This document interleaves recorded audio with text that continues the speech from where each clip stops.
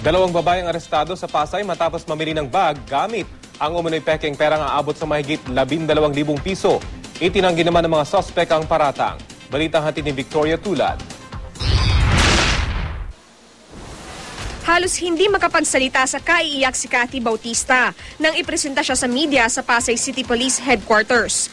Naharap siya at ang kaibigang si Mylene Gallardo sa kasong possession of counterfeit money.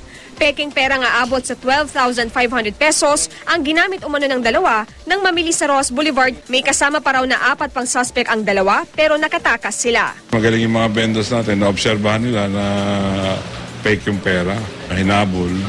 At kaya pa naman, nandun sa security natin, mga polis natin, na kuwagad sila.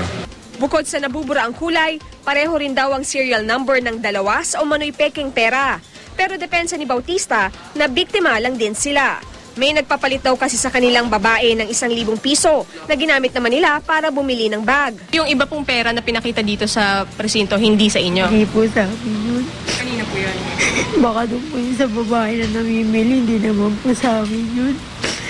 Ipapadala sa Bangko Sentral ng Pilipinas ang pera para makumpirma kung peke ang mga ito. Victoria Tulad, GMA News.